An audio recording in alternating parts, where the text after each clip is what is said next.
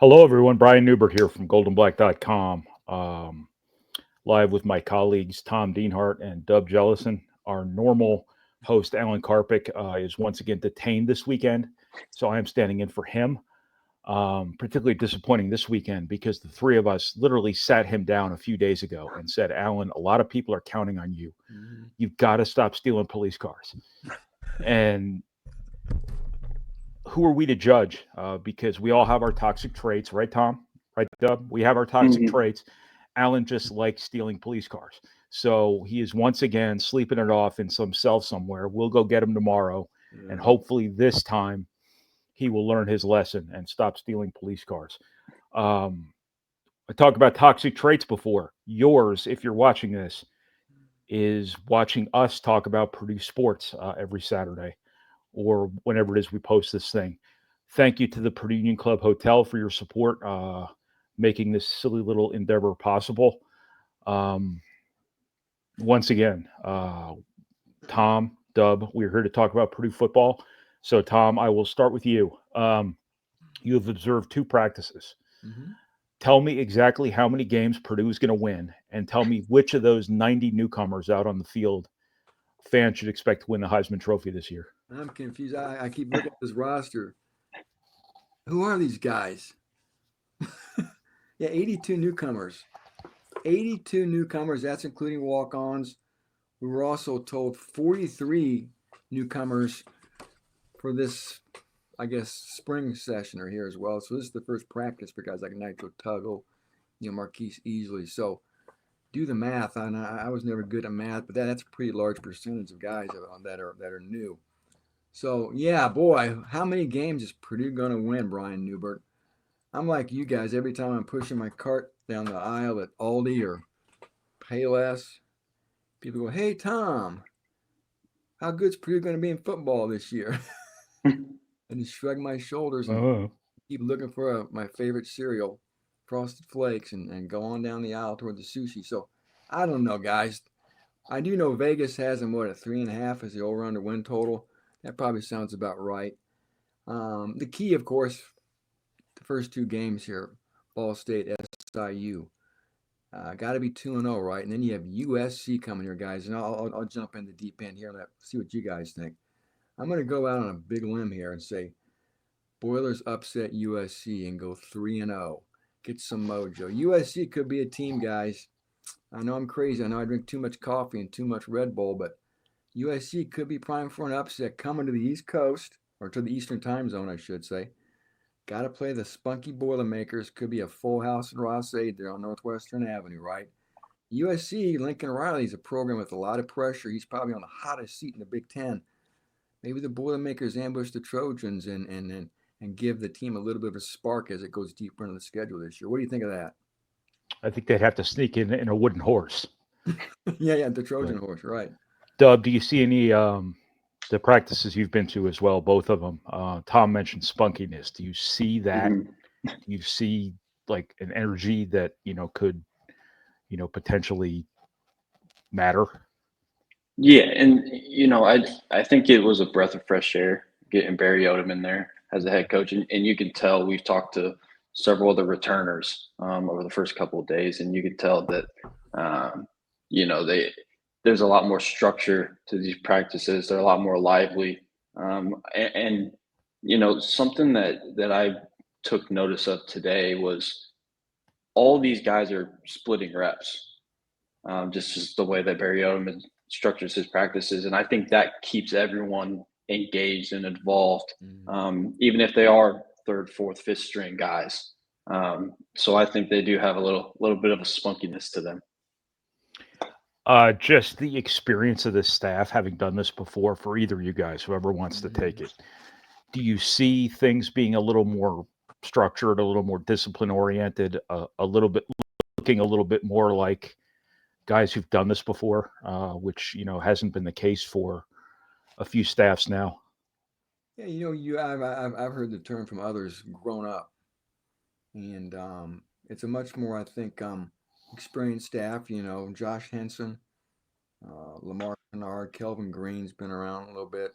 Darren Henshaw's got a nice resume. James Shebist special teams coach, is the most sage, the oldest of all of them. Vance Vice, the O-line coach, is straight out of central casting for an offensive line coach. Even has a hat on backwards, Brian. An incredible name. Yeah, and it's like a pro wrestler, Vance Vice. Has a little Danny Hope in him, it looks like, at least physically, and some of his mannerisms, and just that same passion to coach the O-line. So, and then he's got some new sprinkled in there too. Jake Trump. He had the famous last name. It's funny, we asked him once, so how many times are you asked if you're related to the other Trump? He just kind of laughed and said, all the time. So I don't want to get out and get in a deeper rabbit hole there, but yeah, just a nice experience there. Cornell Ford too, guys. Cornell Ford's been there and done that, a native of Gary, Indiana. Not related to Gerald, right? Gerald, correct. So yeah, Cornell Ford's a guy, like I said, I worked in Missouri for years and years, and another good guy to have on your staff as well. So yeah, things will be more buttoned up, I think. Nobody's expecting miracles in 2025, right? We all get it. We all know what's going on here. Just don't embarrass yourself. Look competitive. Play smart. Don't beat yourself. Those types of things, and win a few games here and there if you can. No more 66-0, 66-7, 52-6, 48-0. You guys sat up there with me last fall. It was an abomination, an absolute catastrophe. Maybe the worst team in Purdue history and one of the worst teams in college football in the last 50 years. So they're at ground zero. So Barry Odom's got he's got a lot of room for improvement. So again, like I said, nobody expects miracles, but play hard, play smart, represent the school well, and try to win a few along the way if you can. Is last season a factor? Like, is this Purdue team owning that, or are they distancing themselves from it? Dub? Yeah, Dub.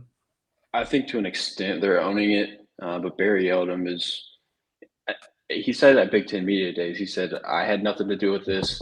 This team had nothing to do with this. I think that among the returners, I think Tom asked CJ Madden, or someone at Big Ten Media Days asked CJ Madden about it. He said he's kind of taking it personally to try to get Purdue back to its winning ways. But I think it's a brand new team. Mm-hmm. Like we talked about, the top 82, 83 new guys on the roster out of the 119 right now. So the vast majority of this roster had nothing to do with what transpired last year. So I think that's kind of the thought process and approach they're taking to it. Yeah, it's the old Shaggy defense is absolutely foolproof here. It wasn't me, right? Yeah. Hey, Tom, tell me about the offense. Like, what are they what is their thing? What is their thing going to be? How are they going to build an offense? They want to be physical. Barry Odom said that from the jump, I think, even when we were all at the press conference over in Mackey Arena back in December, and continued to reiterate that each time he addressed the media. Want to be physical. No surprise if you know Barry Odom a little bit. I think they want to be able to punch you in the nose with that ground game. They made a concerted effort to get bigger up front on the offensive line. I think they certainly have. They're certainly deeper as well, and want to run right at you and then take their shots downfield. Barry Odom's not silly. He knows it's not 1975. He's going to win just with a ground game, but it's going to start up front with running the football. It's that simple. And I think they're better equipped to do that with that line getting, like I said, bigger and deeper. I think upwards of 20 guys are on the depth chart now. And the running backs, I think they're solid enough to win with. Brian, we were talking today at practice. How many guys are left on the roster from the 2022 game against Michigan in Indianapolis when they played for the Big Ten championship game? The only guy I've noted is Devin Mockabee. That was just 3 years ago. This roster's been wiped clean, basically, other than Devin Mockabee. So unreal. And, guys, and before we came on the air, Brian, to your point about the offense, we were talking about the quarterback spot. That's always the most interesting spot. People want to know who's going to be the quarterback, and we don't know. And more importantly, guys, the quarterbacks they have on the roster, can you win with them? Mm-hmm. I don't know. Brian Brown's got 2 career starts. Malachi Singleton has never started a game. Bennett Meredith has 1 career start. Evans Chew has never started a game, and Garrett Odom's a true freshman. So jury's out on these quarterbacks as well. It's kind of scary. If Ryan Brown doesn't pan out, can Malachi Singleton do it? I don't know. So again, that's obviously an easy overstatement, but again, it all starts at quarterback, and then they got to figure this out and hope they got a guy they can win with. Can they even have an offensive plan until they have a quarterback? Anybody? Yeah. I think there's particularly Brown and Singleton. I think their skill sets are similar enough to where you can formulate some sort of scheme. But I mean, that's a great point. You don't know exactly what you're going to do until you have your guy. And I think my thing with the quarterbacks right now is no one was able to separate themselves this spring through 2 practices. It's kind of been up and down, a lot of turnovers. And what you don't want if you're Purdue is having to name a starter because just by default, because he was the less bad one, for lack of a better word. You want someone to go out there and earn it and really prove that they're the number one guy. And to this point, they haven't had that. If they did, they would have a starter name by now. So I think that's the biggest thing. And those are the questions that Purdue's going to have to answer here over the next 3-4 weeks of fall camp. So one of the area. Oh, I'm sorry, Tom. Yeah, go no, ahead. but we asked Barry Odom about that in Vegas. He said, per the quarterback, the sooner we name a starter, the better, obviously. And he got a lot of traction out of something he said in the Indianapolis radio station. We followed up with that, and in Vegas was you need you're going to need 2 quarterbacks to win in the Big Ten. That doesn't necessarily mean that he's going to play 2 quarterbacks. But this offense, guys, it's going to be an offense that asks the quarterback to run the ball. How much? I'm not sure. Nobody's really sure, but design quarterback runs for sure. We always know about guys they got to improvise, extend plays with their feet. So there's always that propensity to get hurt. So again, we don't necessarily expect 2 guys to play. You need 2 guys that can play. And I still think back in the corner, Ryan Brown is going to be the guy. Like Dub said, there was a very in the spring, it was a position that really failed to wow anybody. E.J. Colson's already left. Evans Chuba, Malachi Singleton, Garrett Odom. Nobody really wowed anybody, and there was a reason why they went out and got Ryan Brown. Ryan Brown didn't come here to hold a clipboard and wear a headset. So I'll be surprised if he's not under center August 30th over here at Ross-Ade Stadium. So can he get it done? Everybody likes to reference the Illinois game last year in Champaign. He certainly looked good that day, didn't he? At 50-49 loss in overtime. The numbers were outstanding, running and throwing the ball. He didn't look so hot against Oregon, though, when they came back home on that Friday night. Oregon's an elite team, of course. So we'll see. It's probably going to be ride or die with Ryan Brown. I do know his teammates like him a lot. He's a big kid, 6'4", about 215. He can run it. And I know he does not lack for confidence as well. I want to say something real quick about that Illinois game that I forgot to mention in my column the other day. I meant to. I have to use the word ostensibly X number of times a day just to placate myself because I really like that word. Purdue ostensibly won that game at Illinois, and I think people tend to forget that because I can't remember the exact circumstances of the call they missed there in the 4th quarter.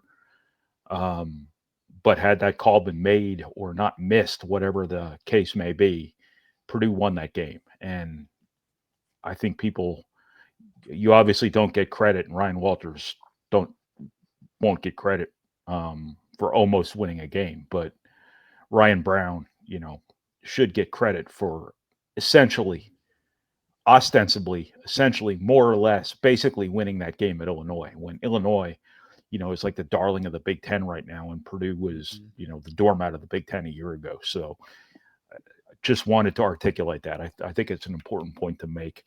Offensively, guys, I think that the one area where you can fix yourself real quick with the portal and whatnot is, up front, the offensive line. You can go get grown men right away.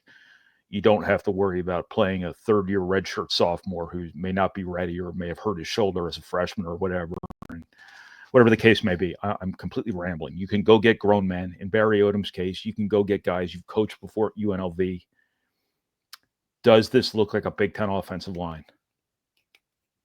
I think it does. You see what Dub thinks, but yeah, I mean, without a doubt. I mean, we remarked it's still not overall not a physically impressive team getting off the bus, but the O-line does have a better size factor now coming into fall camp than it did throughout the winter and into spring football. The big kid they got from Indiana State, Jude McCoskey. He's got Brian Newbert dimensions, 6'8", 325 pounds. Tyrell Green from Eastern Kentucky. He's another, what I like to call, I get paid, Brian, by how many times I say monolith. he's a monolith, a guy who's like 6'6", 350 pounds. Jalen St. John, who was here, is a big dude. We talked to him today about 310, 315. Standing next to him, he's every bit of 6'4". So they've definitely gotten bigger, deeper, and the offensive line, the number one unit at least, pretty much the same we saw in the spring, right from left to right. Joey Tonona, a guy everybody thinks is going to be really terrific. Jalen St. John. Then Giordano Vaccaro snapping the football, the Canuck. Then how about this? Ethan Trent, your number one right guard. And then your right tackle, Bakeen Coley. That's a spot a lot of people aren't that sold on just yet. But Ethan Trent, guys, how about that?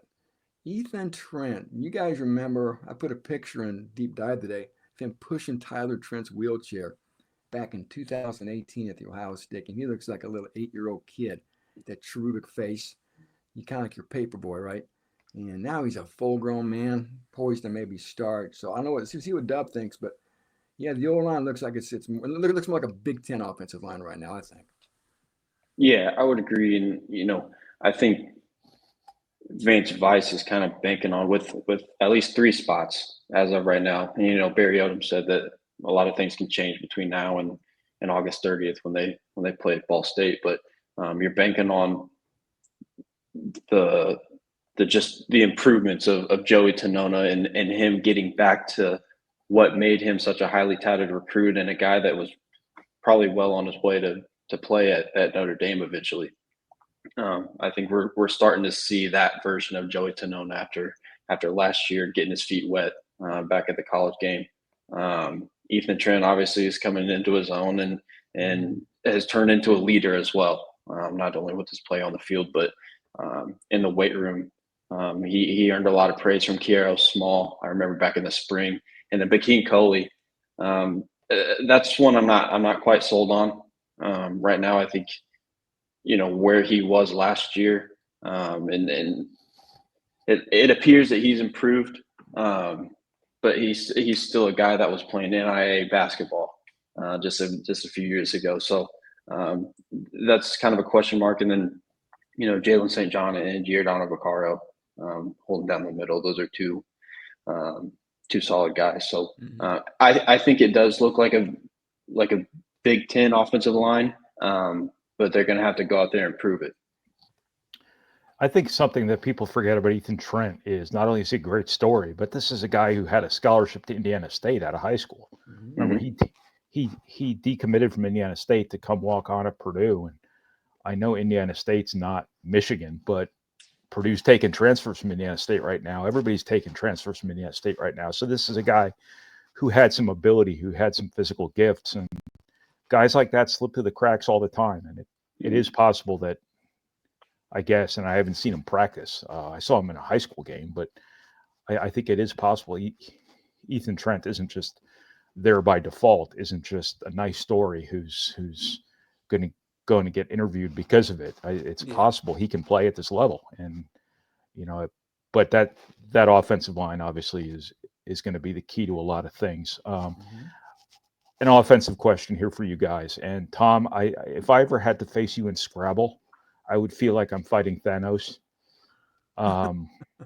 You used the word erudite today, and I like to think I know a lot of words, but I forgot what that means. So kudos to you. I'm sitting here with my little adorable ostensibly, and you're throwing out triple word scores at me. Back to the topic at hand here. Do you see anything from these offensive playmakers, whoever they may be, that they are guys who can carry some gravity, who Purdue can build a game plan around getting the ball to outside of the running backs? I mean, guys with some burst, guys with some quickness, guys you want to get the ball to in the open field, the Michael Jacksons, the Nitro Tuggles, my favorite American Gladiator too, by the way. Do you see anybody like that? Anybody who can really be featured in this offense beyond, beyond the running backs who we know are going to get the ball? Dub. The first name that comes to mind is someone I wrote about today is Armand Branch. It felt like every time you looked up on Thursday and even somewhat today on Friday, he was making plays, finding the end zone, making big catches. And so he's a guy that's really come into his own, and he's kind of a freak athletically. So he's a guy that's trending upward. Nitro Tuggle's shown some flashes. Michael Jackson, he's a guy that his teammates and the staff have been high on and saying praises for early in camp. So I think those are the three right now. I'm also very intrigued for whenever George Burhan returns. Supposed to be cleared, taking it slow with him. So whenever he gets back, I think he can be another guy that they can really feature in the offense. Yeah, George. Yeah. Dub makes a good point about George. I mean, people have told me, he's the best player on the team, regardless of position. He's been treated with kid gloves so far. Early on in camp, he's been dressed out, but always worked off to the side here. You want to be careful after that injury last spring. In spring football, they need number 81. A special guy who can move the chains to be a quarterback's best friend. So that may be that he's going to probably be a star if he wants to excel. And yeah, Dub hit the high points of White out there. Chauncey Magwood's a guy number 5, I think, to keep an eye on as well. Who could be a special player for him. I didn't see Charles Ross out there today from USC, but he's another guy. The kid from Utah, David Washington. Mm-hmm. So they're just trying to sort through all these guys. Nobody really knows if they have a difference maker there or not. And real quick, Brian, I could have sworn your favorite gladiator was Gemini or Thunder, but I guess I was wrong. To be honest with you, I can't remember Gemini or Thunder. Dub, do you even know what we're talking about? No clue. Google American Gladiators. It was like a game show that came on like after wrestling on Saturday mornings. We are dating ourselves here. Okay. Very badly, Tom. And I'm not as old as Tom. I've never heard of that. Yeah. You really missed out, buddy. It was a good time. Ask your dad. So let's not let this completely go off into the ocean here. Tell me about like discipline and like fundamentals and things like that. Do you see any real sticking points for this coaching staff right away? My contention is like if Purdue just stops committing stupid penalties, stop missing tackles, stop fumbling the ball, stop missing 30-yard field goals, they're in a very different place than they were a year ago. And that culture is a buzzword that gets used far too often without any meaning. But if you just do what Iowa does, just don't I know it's easier said than done, but just don't beat yourself. Do you see any sort of like real hot button issues for this coaching staff here in this first couple of days or back in the spring, whatever it might have been? Whoever. I don't care at this point. What do you think, Dubster? I think the attention to detail, I think every coaching staff has that attention to detail dynamic, and they really make that a focus. But today they were doing some punt blocking drills, and Coach Shebas was getting on Nitro Tuggle for using the wrong hand. Things like that. It's hard, especially in like 11 on 11, 7 on 7, for us to hear some of the intricacies and some of the coaching up. But these coaches aren't afraid to get in guys' faces and correct mistakes. So that's something that stood out to me just through the first couple of fall practices and then going back to the spring. Yeah, I saw Barry Odom really getting after a guy post practice. They were doing some individual position drills. Man, he was really getting into some guy. And I had not seen him get that animated before. But yeah, he was really getting after it then, guys. Real quick, before we sign off defensively, Dub and I have talked about the linebackers, and I know I think we're both kind of optimistic here that they've really improved there, because that's been a weak spot for a few years. You're starting. No offense, I'm not even going to say Hudson Miller's name, but I said Hudson Miller's name. God bless Hudson Miller, right? He gave all he's got, but he was not a starting Big Ten linebacker. The head turners here are Sanders Ellis, the transfer from Tennessee State, and a transfer from UNLV, Charles Carrera. They finally got linebackers. I'm talking 6'3", 230-pound guys that can run.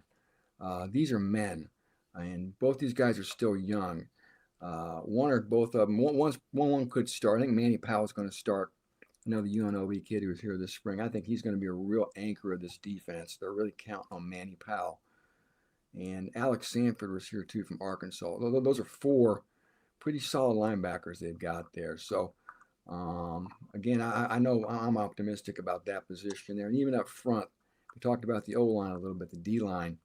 I think there's still a lot to sort out there, guys. But I think Dub and Dub talk about this. That number one D-line, C.J. Madden on one end, Calvin Trey Smith on the other. And then I like the two tackles. I like Chops Harkless a lot. And T.J. Lindsey's a guy everybody raves about from Auburn. I think that those are four pretty good starting linemen to begin with. I want to see Chops and Spider on the field together. That's awesome. Spider. That is so awesome.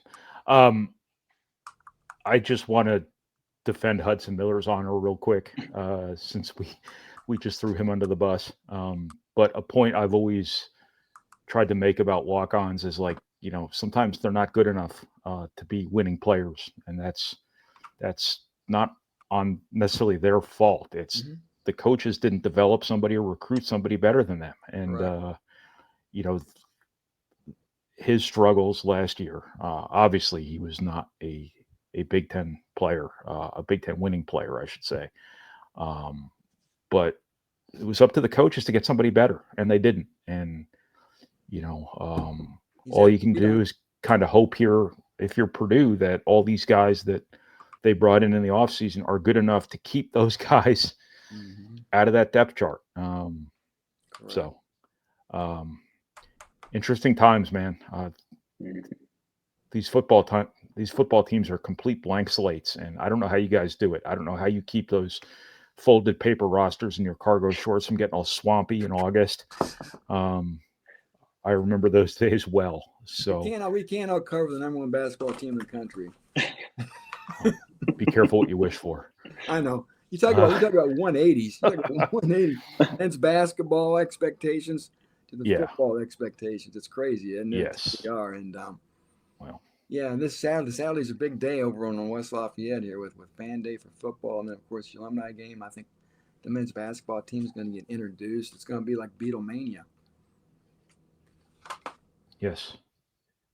It is going to be a circus this season for basketball, but that is a good problem to have for our business, for Purdue, and it's look forward to diving in. You guys have really interesting subject matter right now that I know you're really diving into here on our site, and you were doing yeoman's work thus far, whatever that even means. I have no idea. Dean Hart, you probably already know. I'm not. But I was a C+ student, man. That's all. The job you guys are doing, you somehow know all these words. The job you guys are doing, just telling people who don't know anything what is going on, like myself. And I probably ought to not keep banging the drum that I don't know anything, because at some point in time I'm going to have to write columns, and I don't want to be the guy who's burned down his credibility before he's even read a word. But you guys are doing a really good job, and I would urge everyone watching this to go to goldenblack.com, subscribe, read their work, figure out who's on this team, decide for yourself who you expect to be good, how many games Purdue's going to win, yada, yada, yada. And all that being said, I think we're done here, unless anybody else has anything else they want to say. No, it's good to see you. I'm happy. I'm really happy to have Dub on board too. Dub Yes. doing a great job. And Dub, I don't think we've met. I'm Brian, by the way. Nice to meet you. So we are all going to go pool our money here, and we're going to get Karpik out of the clink. I've got a 12-step program for Alan. We'll get him straightened out here. Well, he's been through like 36 steps now, and it hasn't changed his behavior. So we're going to have to just kind of hope for the best. Thank you so much to the Purdue Club Hotel. If you're watching us, we know two things. You are both fancy and classy. And if you are fancy and classy, the Purdue Club Hotel is for you. So please keep them in mind. If you're moving your kids into Purdue here in the next couple of weeks, if you're just coming for football games, you're coming for basketball games, whatever it might be, keep the Purdue Club Hotel in mind. And thank you once again. If you're watching this on YouTube, like, subscribe, leave a productive comment. We don't want to buy your Bitcoin, by the way, so leave that out of it. If you're listening to this in podcast form, 5-star review, pleasant, productive comment, please. If you don't have anything positive to say, go ahead and keep it to yourself. So this has been your goldenblack.com Saturday simulcast for my colleagues Tom Dean Hart and Dub Jellison. This is Brian Newbert, and we will talk to you guys again next weekend. So thanks, everybody.